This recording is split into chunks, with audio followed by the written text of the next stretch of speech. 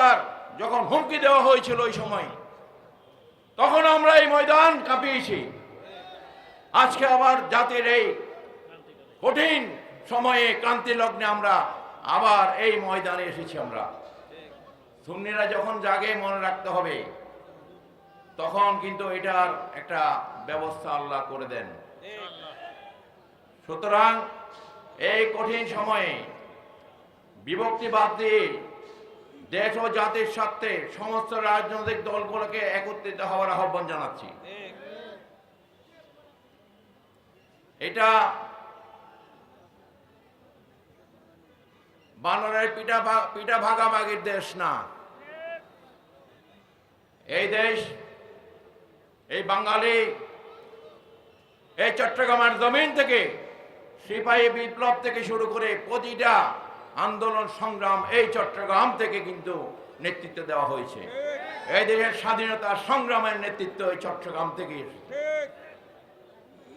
সুতরাং বর্তমান যে কঠিন অবস্থা, বিচারালয়ে যেখানে বিচারকরা নিরাপদ না, বিচারকদের বাড়িঘরে তাদের পরিবাররা যেখানে নিরাপদ না, তাহলে যারা এই দেশে এখনো বলতে চায়, বর্তমান যারা দায়িত্বে আছেন, যে এই দেশের আইন শৃঙ্খলা বাহিনী, আইন শৃঙ্খলা ব্যবস্থা খুব সুন্দরভাবে চলছে, এগুলা পাগলের প্রলাপ ছাড়ার কিছু না। এখানে দেখা যায় বর্তমান অন্তর্বর্তীকালীন সরকারে কিছু লোক প্রবেশ করেছে, যাদের এই দেশের কোনো এই দেশের নাগরিকও না, আবার এই দেশের প্রতিনিধিত্ব করারও কোনো তাদের অভিজ্ঞতা নাই। অল্প পানির মাছ বেশি পানিতে পড়লে যে অবস্থা হয়, আমরা তাদেরকে দেখতে পাচ্ছি তাদের এই আচরণে। দেশটা তাদের বাপদাদার বানিয়ে ফেলেছে। আগের সরকার যেভাবে নিজেদের দেশ, নিজেদের বাপদাদার দেশ হিসাবে এই দেশকে পরিচালিত করতে চেয়েছে, এই জন্য কাপড় নেওয়ার সময় পায়নি তারা। একইভাবে তাদেরও এই অবস্থা হবে। সুন্নিরা সুন্নিদেরকে খেপাবার চেষ্টা করবেন না, ধৈর্যের সীমা আছে।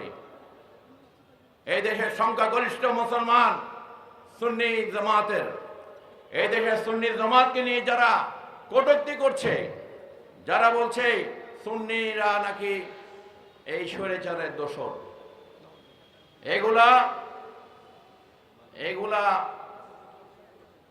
ওই কলা চোরকে বলা হয়, এই ঠাকুর ঘরে কে বলে আমি কলা খাই না।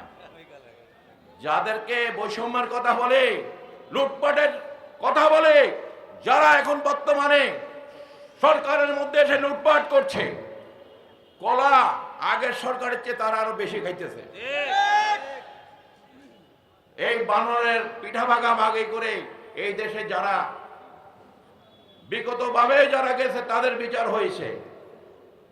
এই দেশের অর্থনীতিকে ধ্বংস করে দিয়ে, ব্যাংকিং সেক্টরকে ধ্বংস করে দিয়ে, এই দেশকে করাত রাজ্য বানিয়ে আজকে বর্তমানে বিদেশিদের কাছে এই দেশ লিজ দেওয়ার ষড়যন্ত্র হচ্ছে, আমাদের দেশের পোর্টগুলো দিয়ে দেওয়ার ষড়যন্ত্র হচ্ছে, আমাদের দেশের অর্থনৈতিক খাত যেটার উপর আমাদের দেশ দাঁড়িয়ে আছে সেটা আজকে বিদেশিদেরকে দিয়ে দেওয়ার ষড়যন্ত্র হচ্ছে। আবার এই দেশে সেই যাদেরকে আমরা দাঁড়িয়ে এই দেশ থেকে দৌড়ানি দিয়েছি, সেই ব্রিটিশ বিরোধী আন্দোলনে এই দেশের মানুষ যাদেরকে এই দেশ থেকে বিতাড়িত করেছে, আবার তাদেরকে এই দেশে ঢোকানোর চেষ্টা হচ্ছে।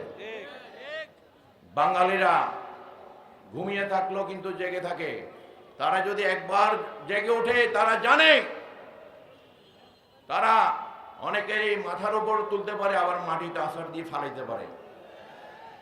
সুতরাং এই দেশের মানুষ যেখানে কবরস্থানে নিরাপদ না, লাশ উঠিয়ে এই দেশের মধ্যে লাশ পুড়িয়ে ফেলা হচ্ছে, মাজারগুলোতে খানকাগুলোতে আক্রমণ করা হচ্ছে।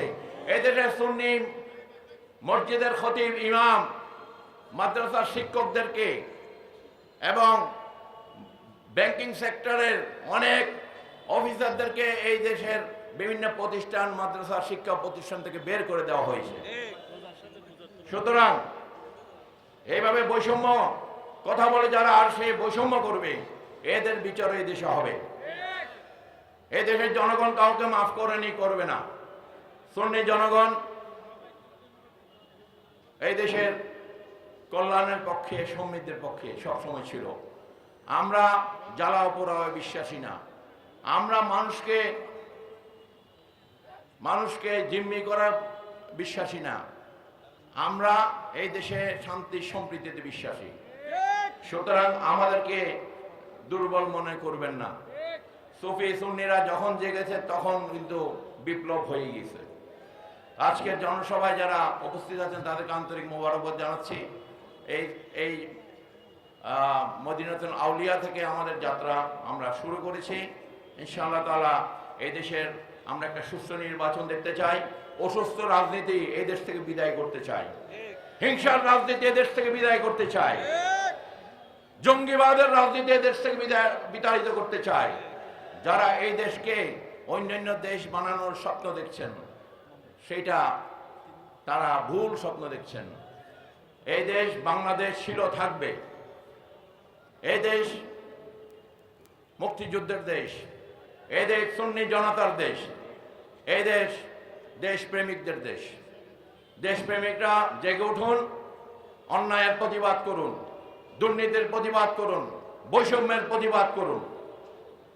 আল্লাহ আমাদের সহায় হন। নাসরুম মিনাল্লাহি ওয়া ফাতুহুল করিম ওয়া বাশশিরিল মুমিনিন। নাসরুম ওয়া আখিরু দাওয়ানা আলহামদুলিল্লাহি রাব্বিল আলামিন। আসসালামু আলাইকুম ওয়া রাহমাতুল্লাহ।